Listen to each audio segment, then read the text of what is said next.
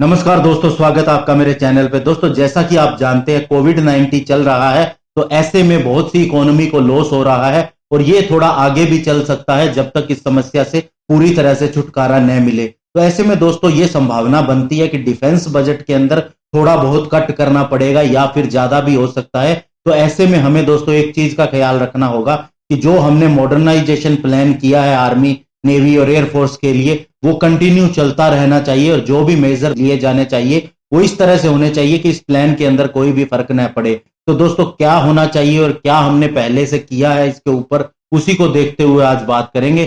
चलिए दोस्तों शुरू करते हैं। तो दोस्तों कोविड-19 की वजह से जो ये प्रॉब्लम आई है उससे कई देशों की इकोनॉमी ने हिलना शुरू कर दिया है और ये हमारे लिए भी और अन्य देशों के लिए भी एक सीरियस चैलेंज होगा आगे जाके इसको पूरी तरह से ओवरकम करना। ऐसे में दोस्तों इंडियन इकोनॉमी भी अगर सफर करती है तो हमें सूटेबल एडजस्टमेंट करनी होगी अपने खर्च के अंदर और साथ ही ये देखना होगा कि हमारा मॉडर्नाइजेशन भी चलता रहे। और डिफेंस सेक्टर की ये जरूरत होगी कि हमारे लॉन्ग टर्म मॉडर्नाइजेशन गोल को केयरफुली देखा जाए और इसे किसी भी तरह से अफेक्ट ना होने दिया जाए। और खासकर दोस्तों उस समय जब 2020-21 का डिफेंस बजट जो दिया गया है वो पूरी तरह से सफिशिएंट नहीं है कि हम सारी अपनी रिक्वायरमेंट पूरी कर सकें। और ये डिफेंस बजट 3.37 लाख करोड़ ही ज्यादा है पिछले साल के बजट से, जो कि सिर्फ 5.8% मोर है। और दोस्तों इसके अंदर 1.18 लाख करोड़ जो है वो कैपिटल आउटले के रूप में है और 2.18 लाख करोड़ रेवेन्यू हेड के रूप में है। और दोस्तों डिफेंस एक्सपर्ट का कहना है कि इस तरह से हमारी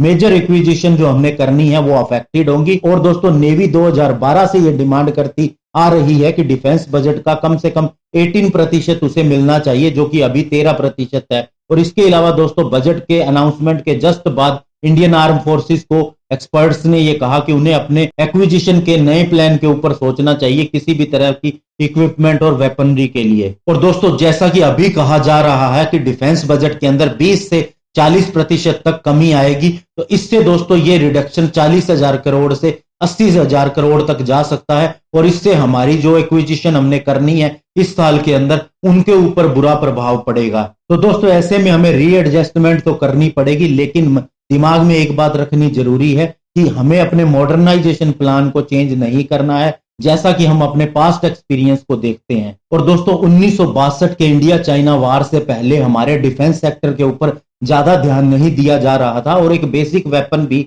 हमारे पास नहीं थे। लेकिन दोस्तों 1962 का वार हुआ तो उसके बाद में इसके ऊपर ध्यान देना शुरू किया गया और 1965 और 71 के वार में इसके ऊपर पूरा ध्यान दिया गया और इसमें हमें सफलता भी मिली। लेकिन उसके बाद में दोस्तों फिर से ये डिक्लाइन कर गया और आर्म्ड फोर्सेस के ऊपर ध्यान नहीं दिया गया। और दोस्तों कारगिल वार के बाद जब कारगिल रिव्यू कमेटी बनाई गई के अंदर एक्सपर्ट ने कहा कि डिफेंस बजट को बढ़ाया जाना चाहिए और इसका मॉडर्नाइजेशन करना चाहिए। और दोस्तों नेशनल सिक्योरिटी एडवाइजरी बोर्ड ने फिर 2 स्टडीज की, जिसके अंदर the national security review and national defence review, और इसके अलावा एक और थी, तो दोनों ने यही कहा कि फोर्सेस का मॉडर्नाइजेशन होना चाहिए और उनकी रिक्वायरमेंट को बढ़ाना चाहिए और उनकी बढ़ती हुई रिक्वायरमेंट को ध्यान में रखना चाहिए। वहीं दोस्तों अगर चाइना की बात करें तो उसका डिफेंस मॉडर्नाइजेशन हमारे लिए सिक्योरिटी इंप्लीकेशन पैदा करता है। दोस्तों पिछले 20 सालों से चाइना ने बहुत ज्यादा डिफेंस अपना आगे किया है और इसके अंदर दोस्तों 850% का इजाफा हुआ है। और दोस्तों कुछ एक्सपर्ट्स का कहना है कि जो चाइना का एक्चुअल डिफेंस बजट है वो उससे भी 1 या 1.5 गुना ज्यादा है, लेकिन वो शो नहीं किया जाता। और दोस्तों चाइना का पाकिस्तान के साथ भी बहुत अच्छा रिलेशन है और वह लगातार पाकिस्तान को नए वेपन सिस्टम देता रहता है। ऐसे में दोस्तों हमें यह ध्यान रखना चाहिए कि अगर 2 फ्रंट वार हो गया इंडिया का तो ये हमारे लिए बहुत ज्यादा चैलेंजिंग होगा। और दोस्तों अभी रिपोर्ट किया गया था कि चाइना ने एक अंडरग्राउंड न्यूक्लियर टेस्ट किया है और ये कोई भी मान सकता है कि पाकिस्तान के साथ भी इसे शेयर किया गया होगा। और यूएस स्टेट डिपार्टमेंट ने यह भी कहा कि चाइना लगातार न्यूक्लियर प्रोलिफरेशन करता रहा है और उसके पास बायोलॉजिकल वारफेयर कैपेबिलिटीज भी है। और जिस तरह से चाइना ने कोरोना वायरस के ऊपर इंफॉर्मेशन छुपाई, उससे दोस्तों ये जरूरी हो गया है कि इंडियन आर्म्ड फोर्सेस ये चेक करे चाइना की बायोलॉजिकल वारफेयर कैपेबिलिटी को। और दोस्तों कोविड-19 पेंडेमिक की वजह से गवर्नमेंट की जो रेवेन्यू कलेक्शन के अंदर कमी आई है, इससे दोस्तों हमारे डिफेंस बजट के ऊपर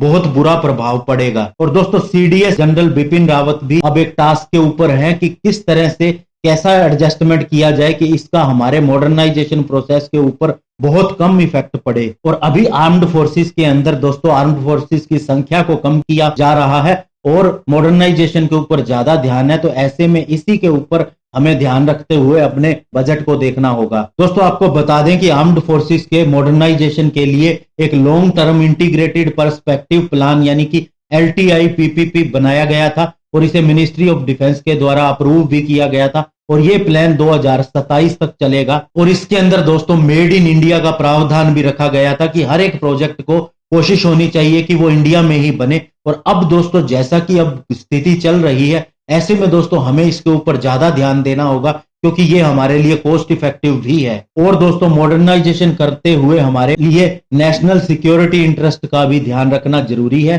तो ये दोस्तों दोनों चीजें साथ की साथ चलनी चाहिए। धन्यवाद। जय हिंद।